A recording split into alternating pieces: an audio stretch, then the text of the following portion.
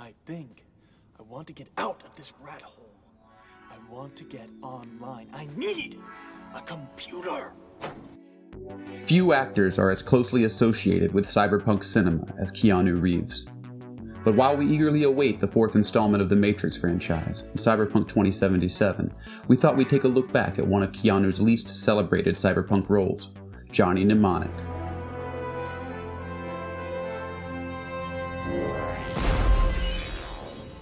CyberPunks.com is proud to bring you essential cyberpunk cinema. Today we take a look at the adaptation of William Gibson's short story of the same name, Johnny Mnemonic.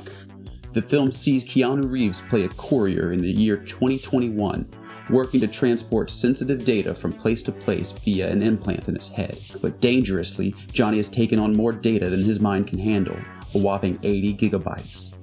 Tough luck, Johnny. Looks like you won't be playing Cyberpunk 2077 after all. The movie is filled with corporate Yakuza, augmented humans, and code-breaking dolphins. Yeah, you're just gonna have to accept the hacker dolphin. Johnny Mnemonic leans so far into the cyberpunk genre it becomes a fast-paced piece of cyber exploitation every nerd should have seen. But Keanu isn't the only beloved cultural icon to pop up here. The film is oddly littered with several iconic and cult classic stars. Ice-T, the hip-hop icon, plays the pivotal role of J-Bone, leader of the low-tech movement. Henry Rollins plays the role of Spider, a first-class cyberpunk street doctor.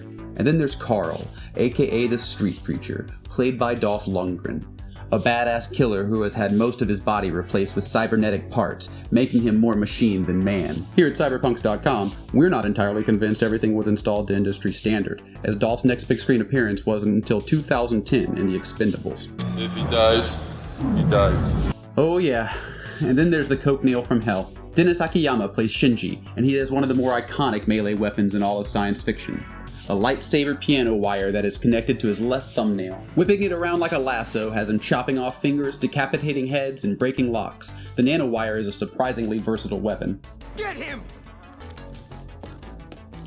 This is also a surprisingly timely film, as it's set in a fictional 2021 where a mysterious virus has slowly ravaged the population and corporations essentially control everything. One would be remiss to point out how much that feels like the modern world. It's a world awash in uncertainty, dealing with tensions and an angry public feeling like there are corporate powers at play holding down the average man. The film doesn't feel absurdly futuristic. There are some things that are a step or two out there though, like the hacker dolphin. Overall, the movie has a quick runtime. It doesn't waste too much time on world building and setting up concepts and characters for a long trilogy. Johnny Mnemonic just jumps into a world, sets it up with some text in the beginning, and then goes on a big adventure. It's a big cyber trash adventure filled with crazy characters, weird digital graphics, crazy one-liners, and of course, a hacker dolphin. If you haven't seen it, you really need to. Johnny Mnemonic is a fantastic low-end mid-90s movie that somehow clung to the back of the minds of nerds everywhere like an implant. It's a fast movie with an eclectic cast of, oh, I know that guy. Wait a minute! Who are you? It uses a visually iconic arsenal of low-tech futuristic weapons to create a society not too far off from our present. And that's really impressive, considering this movie was made over 2 decades ago. So here at CyberPunks.com, we proudly crown Johnny Mnemonic an essential piece of cyberpunk cinema. For all of its crazy 90s qualities and Gibson-inspired visions of the future, we think it's a perfect example of the things we love. Now, if you have seen the film, then let us know what you love or hate about it in the comments below.